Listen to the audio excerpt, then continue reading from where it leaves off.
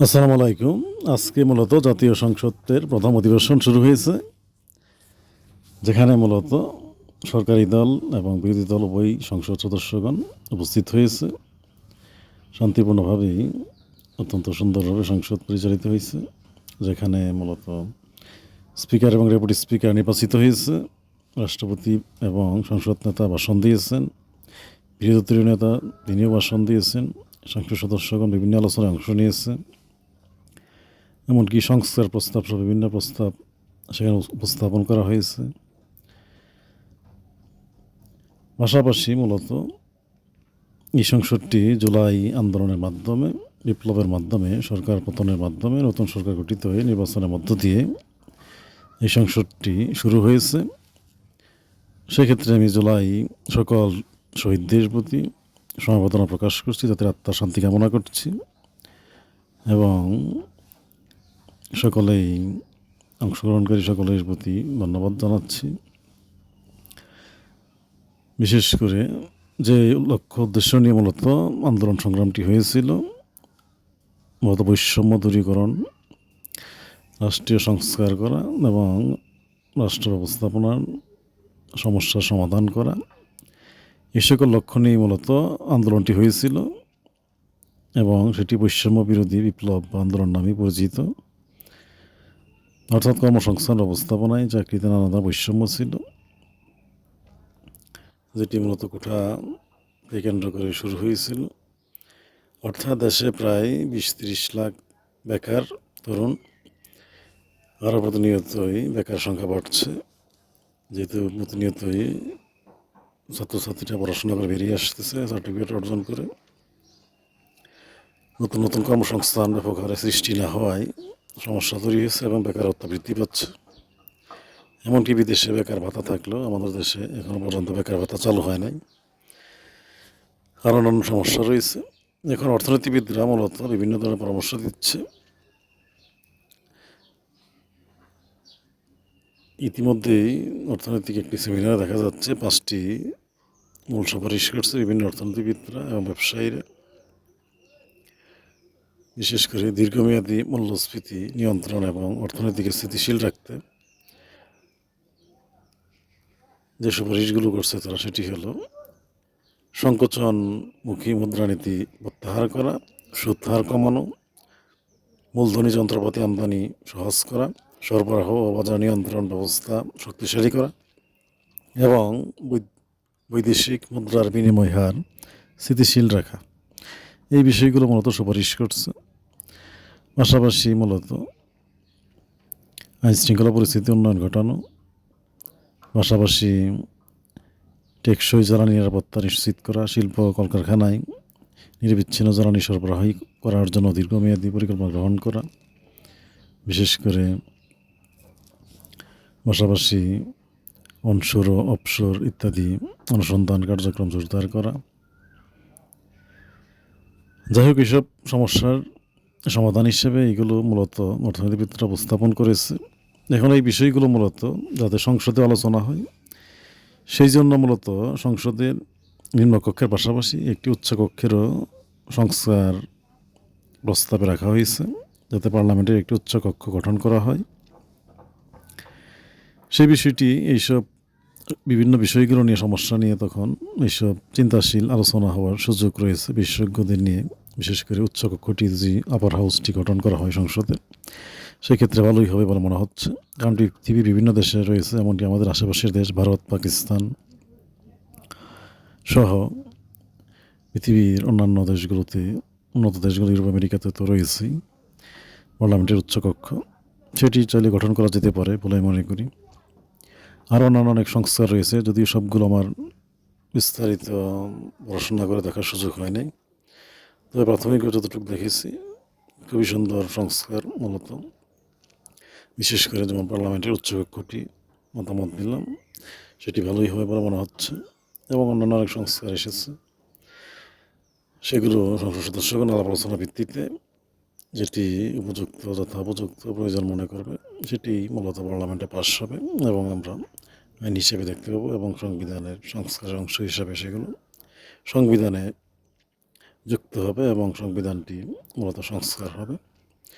এখন সংবিধান সংস্কার করা এবং রাষ্ট্রীয় প্রাতিষ্ঠানিক উচ্চকক্ষ এইসব সংস্কার করাই মূলত সমস্যার মূল সমাধান হবে না। এটি মূলত একটি সমস্যার সমাধানের একটি অংশ মাত্র, যেহেতু সমস্যাটি অনেকগুলো বিষয় নিয়ে।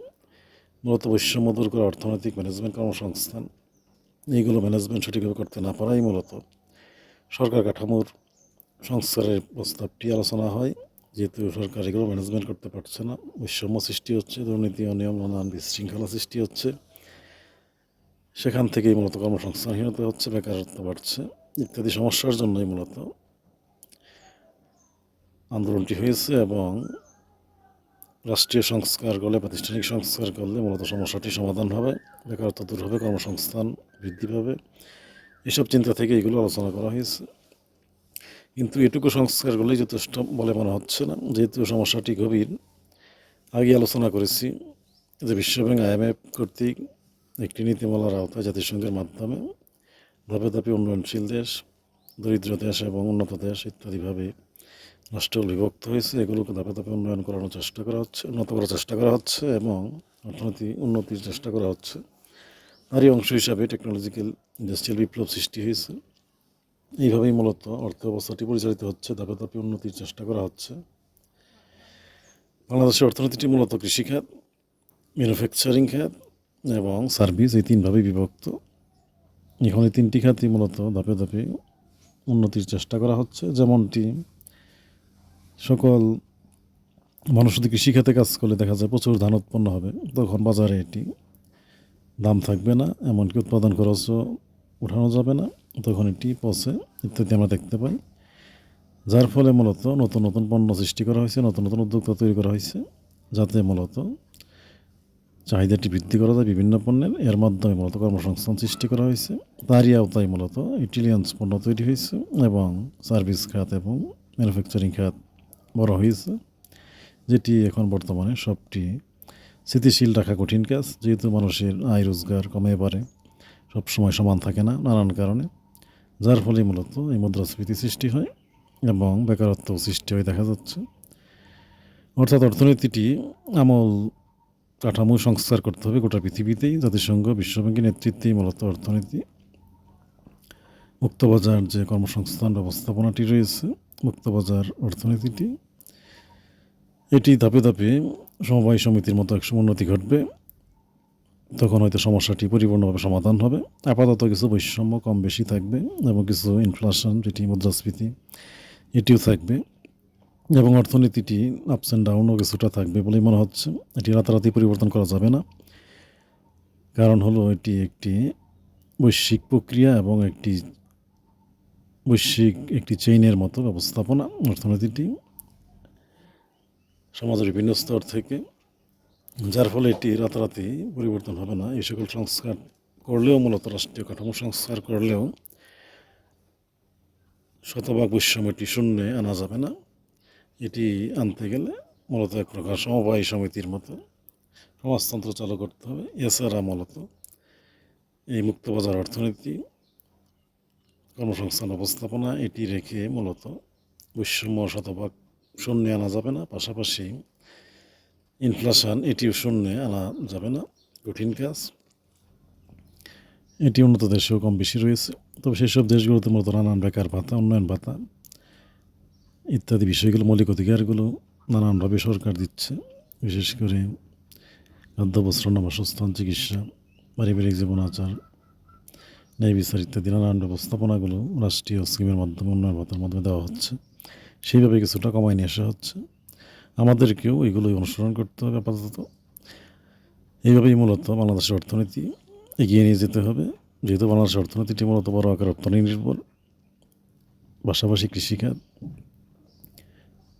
খনিজ সম্পদ খুবই অল্প, আর মূলত এসবকে কেন্দ্র করেই মূলত সার্ভিস সেক্টর গড়ে উঠেছে। এর মাধ্যমে মূলত অর্থনীতিটি পরিচালিত হচ্ছে।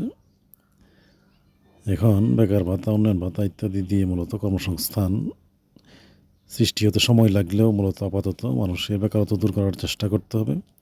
পাশাপাশি মুক্তবাজার অর্থনীতির মাধ্যমে বেকার যুবক শ্রেণী, তরুণ শ্রেণী সকলেই যতদূর সম্ভব আয় রোজগার করতে থাকবে। যে কোনো কাজকর্ম করার মাধ্যমে, অর্থাৎ সকলেই হয়তো সঠিক যোগ্যতা অনুযায়ী সে কর্মসংস্থানটি পাবে না, চাকরি বাকরিটি পাওয়াটা কঠিন। তাই যে কোনো কাজকর্ম করে হলেও আয় রোজগার করতে থাকবে। বিদেশের মতো ইউরোপ আমেরিকাতেও তাই ঘটতেছে। পিএইচডি করেও দেখা যাচ্ছে লোকজন গাড়ি চালাচ্ছে।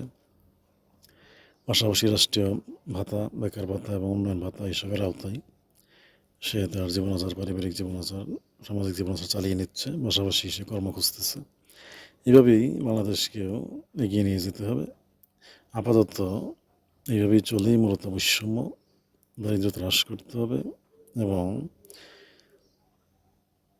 অন্যান্য সমস্যাগুলো সমাধান করতে হবে। আর রাষ্ট্রীয় সংস্কার, এটি একটি চলমান প্রক্রিয়া। সংস্কার প্রতিনিয়তই চলতে থাকবে। অর্থনীতিতে সংস্কার করতে হবে, রাষ্ট্রীয় প্রতিষ্ঠানগুলো সংস্কার করতে হবে, এমনকি আধ্যাত্মিক আপাতত ব্যবস্থাপনার অনেক সময় সংস্কার করতে হয়।